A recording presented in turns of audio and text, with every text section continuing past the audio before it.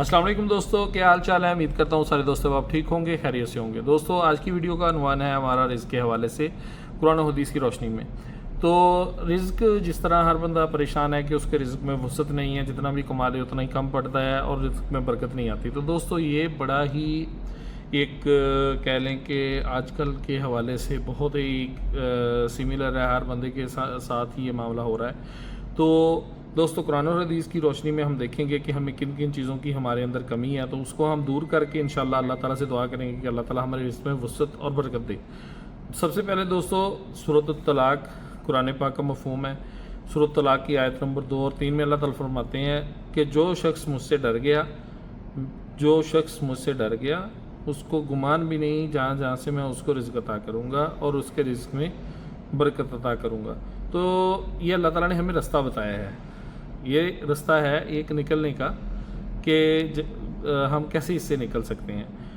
और सही बुखारी और सही मुस्लिम में भी ये हदीस मौजूद है। जो शख्स चाहता है कि उसके रिज़्क में वसअत आए और उम्र में बरकत आ फरमाए, उसको चाहिए कि वो सुलह रहमी करिए। अब सुलह रहमी का आपको अंदाज़ा होगा कि हमें सुलह रहमी किन किन चीज़ों के मामले में करनी चाहिए, कहाँ कहाँ पे करनी चाहिए और सुलह रहमी का असल मायने क्या है। अगर हम इसको डिटेल के साथ जाएंगे तो ज़्यादा लंबी हो जाएगी वीडियो। तो सुलह रहमी दोस्तों ज़रूरी है। ये आप इस पर गौर कीजिएगा कि दिन में आप क्या क्या काम करते हैं और किस किस काम में सुलह रहमी हमारी जो है ना ज़रूरी थी और हमने की नहीं है।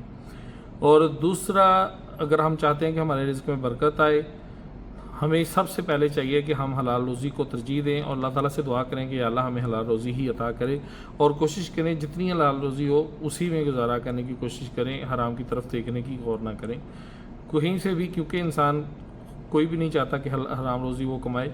सारे इंसान चाहते हैं कि हलाल रोज़ी कमाए। बस बाज़ कुछ मामलात या कुछ ऐसी फील्ड हैं जिनमें मजबूरन इंसान को इस तरह के काम करने पड़ते हैं, पर इनसे इग्नोर करें ताकि अल्लाह ताला हमारे रिज़्क में बरकत अता फरमाए।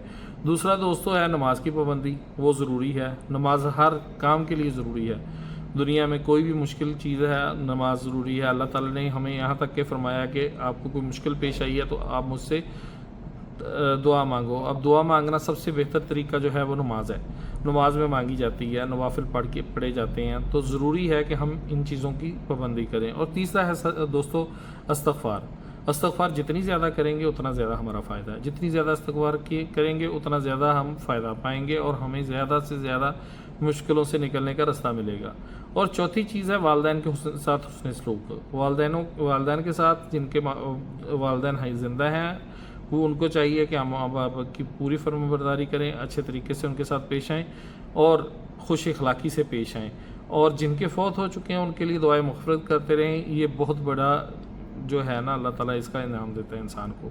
और पांचवी चीज़ है दोस्तों, जिस तरह आजकल हमारे माहौल चल रहा है कि रिश्तेदारियाँ मोस्टली हम रिश्तेदारों को नहीं मिलते जुलते, रिश्तेदारों के साथ ताल्लुक़ कायम रखना। रिश्तेदारों के साथ ताल्लुक़ कायम रखने का मकसद ये है कि उसमें हम काफ़ी सारी चीज़ें ऐसी करते हैं, हमें नापसंद भी होती हैं, फिर भी हम उनकी कह लें कि वजह से बर्दाश्त करते हैं कि यार ये हमारे करीबी हैं या कुछ भी है। तो वो चीज़ें अल्लाह ताला पसंद फरमाता है क्योंकि उसमें हम दरगुज़र करते हैं। अब दरगुज़र जब हम करते हैं तो दरगुज़र का रिज़ल्ट हमें अल्लाह ताला उसके बदले में बहुत सारा इनामात देता है।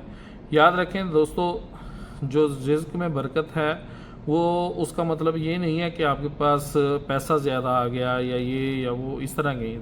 रिज़्क में बरकत हम देखते हैं अपने नज़रिए से। बेसिकली रिज़्क में बरकत का मकसद जो है ना वो है अल्लाह ताला से, अल्लाह ताला आपको अच्छी सेहत अता करता है। अल्लाह ताला की रज़ा का नाम भी है, दिल का सुकून भी है, जो रिज़्क में बरकत वाला मौजू है।